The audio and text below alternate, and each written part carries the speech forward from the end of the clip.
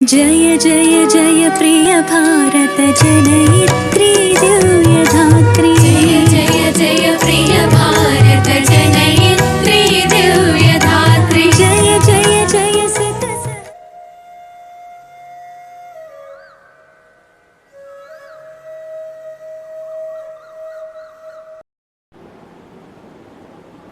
శ్రీ భారత్ వీక్షకులందరికీ అభినందనలు, నమస్కారాలు. యథాప్రకారం ఈ ఏడాది కూడా వినాయక చవితి వచ్చేసింది. వినాయక చవితి అనగానే మనకు నలుగు వినాయకుడు, తర్వాత శివుడు వచ్చి అతని శిరస్సు ఖండించడం, ఏనుగు తల పెట్టడం, చంద్రుడు వినాయకుడు పెద్ద భుజలో నుంచి బోర్ల పడితే రకరకాల పదార్థాలు పడిపోతే చూసి నవ్వడం, పార్వతీదేవి చంద్రుడిని శపించడం, ఆ నీలాపనిందలు తొలగడానికి శమంతకమణి కథ.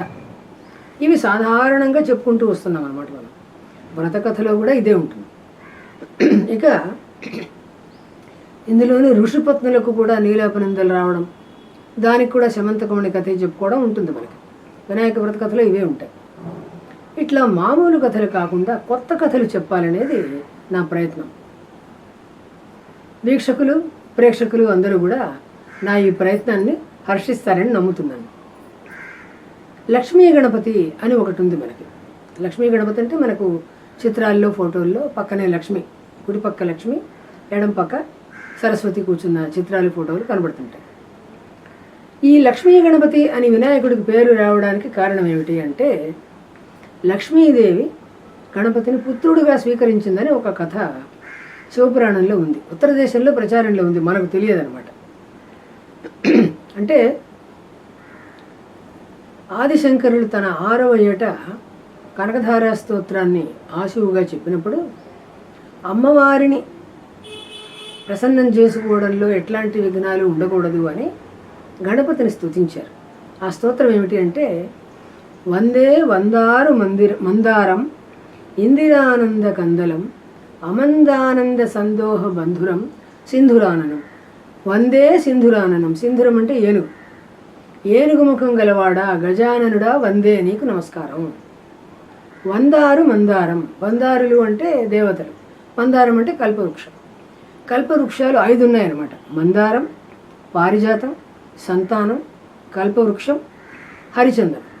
అందులో మందారం లాంటి వాడివి నీవు, నీకు నమస్కారం. మందారం అంటే కల్పవృక్షం. కల్పవృక్షం అంటే కోరిన కోరికలు తీర్చేది అని. ఇందిరానంద కందలం. ఇందిరాదేవి అంటే లక్ష్మీదేవి, ఆమెకు పరమానందం కలిగించిన వాడా. అమందానంద సందోహ బంధురం. ఆమెకు మాత్రమే కాకుండా ప్రపంచంలోని అందరికీ కూడా ఎంతో ఆనందాన్ని కలిగించేవాడా, ఓ గజముఖుడా నీకు నమస్కారం అన్నారు. విఘ్నాలు రాకుండా ఉండాలని వినాయకుడు స్తుతించారనమాట. అసలు వినాయకుడు అంటే ఎవరు అని అంటే, తన పైన మరొక నాయకుడు లేనివాడు అని. ఇక్కడ లక్ష్మీదేవి గురించి మనకు తెలుసు. క్షీరసాగరంలో పుట్టింది ఆవిడ. ఆమె కంటే ముందు వాళ్ళ అక్క జ్యేష్ఠాదేవి పుట్టింది. ఆమె తరువాత 5 కన్యలు పుట్టారు. వీళ్ళనివి చాలా కొన్ని జంతువులు, కొన్ని రకాల వస్తువులు, కొందరు అప్సరసలు అందరూ పుట్టారు. లక్ష్మీదేవి తర్వాత 5 కన్యలు పుట్టారు. వాళ్ళందరూ లక్ష్మీదేవి చెల్లెళ్ళు. వాళ్ళ పేర్లు ఎక్కడా కొద్దిగా పేర్కోలేదు కనుక నేను చెప్పడం లేదు. వీళ్ళు విష్ణువుని చూడగానే వరించారు, ఆయననే భర్తగా చేసుకోవాలని అనుకున్నారు. కానీ ఈ లోపలే లక్ష్మీదేవి ఆయన్ని వరించడం, ఆయన హృదయస్థానంలో ఆవిడ నివాసం ఉండడం జరిగిపోయాయి. సరే, ఇక వీళ్ళు విష్ణువునే భర్తగా కోరుకుంటూ ఎక్కడో అధోలోకాలలో ఒక చోటుకి వెళ్ళిపోయి అక్కడ తపస్సు ప్రారంభించారు. చాలా కాలం తపస్సు చేసిన తర్వాత విష్ణుదేవుడు వాళ్ళకు ప్రత్యక్షం అయ్యాడు. ఏం కావాలో కోరుకోమన్నాడు. అయితే వీళ్ళకున్న కోరిక ఒకటే కదా, విష్ణువు తమ భర్త కావాలి.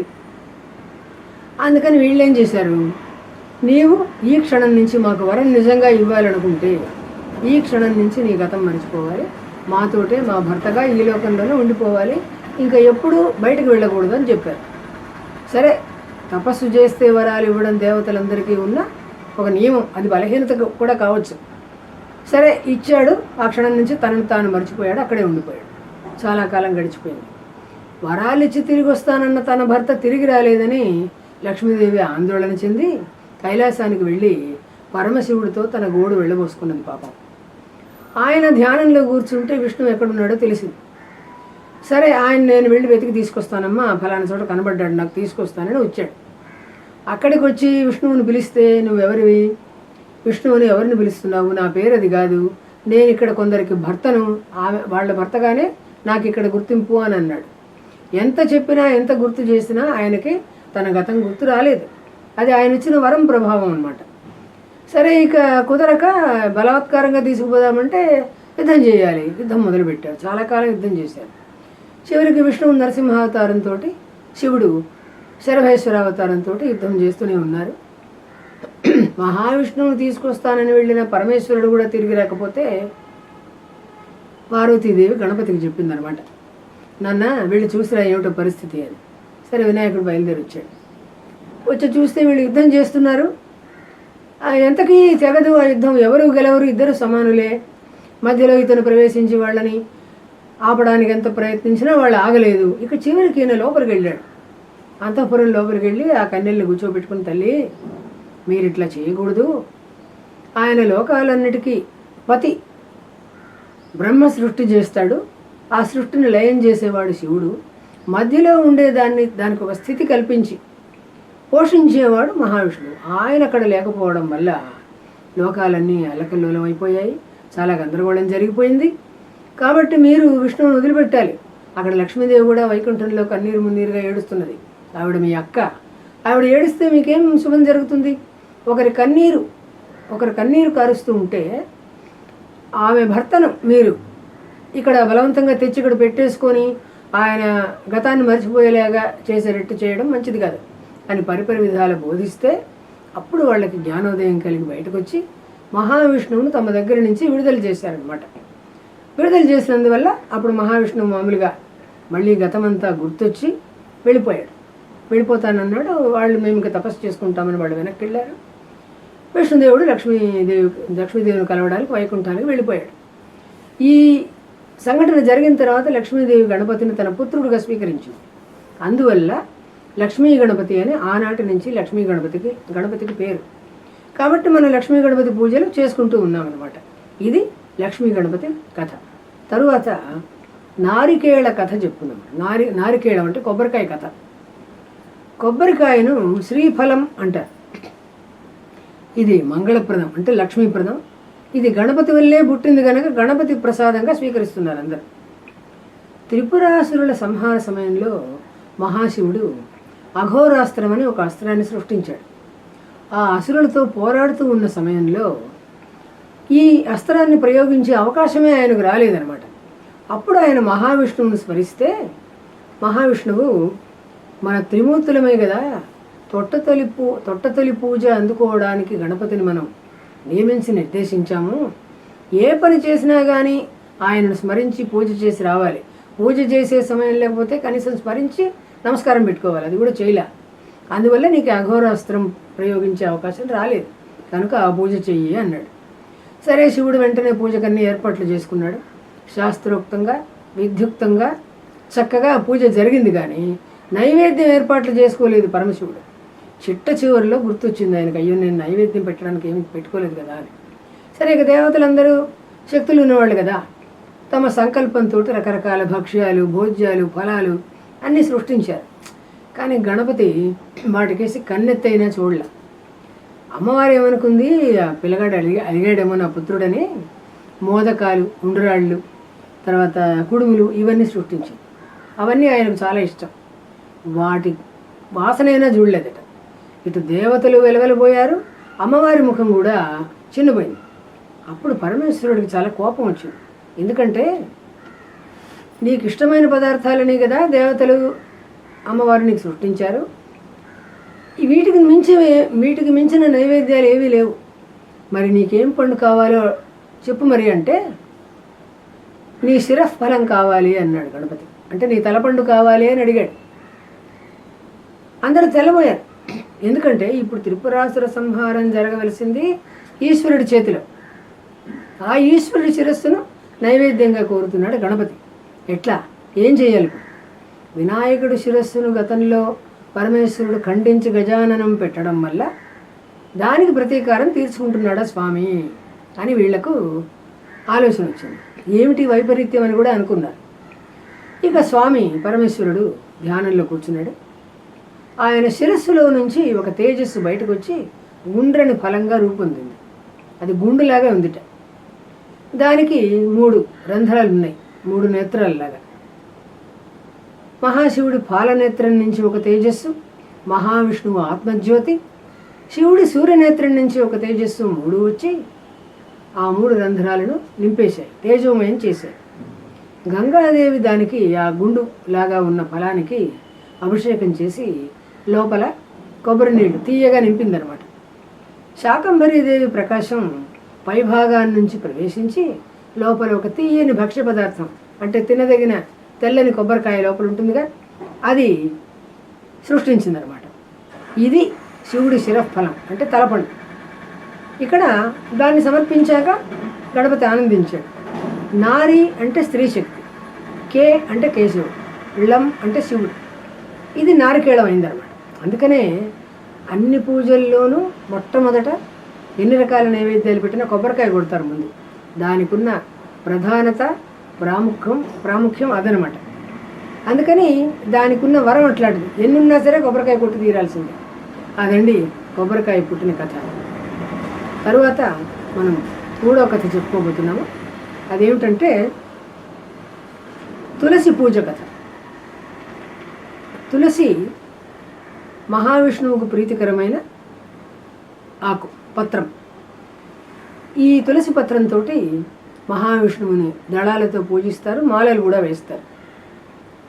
దీన్ని శివపరివారం ఎవరు స్వీకరించారు. వినాయకుడికి మాత్రం ఒకే ఒక్క రోజున తులసి పూజ జరుగుతుంది. ఎందుకు నిషేధం ఇది వీళ్లకు అనేది మనం తెలుసుకుందాం. గోలోకంలో ఉన్న లక్ష్మి, సరస్వతి, రాధ ఒకసారి కలహించుకుంటే రాధాదేవి లక్ష్మీదేవిని శపించిందట, భూలోకంలో పుట్టు అని. ఆమె వృషధ్వజుడనే మహారాజుకు తులసి అనే పేరున్న పుత్రికగా పుట్టింది.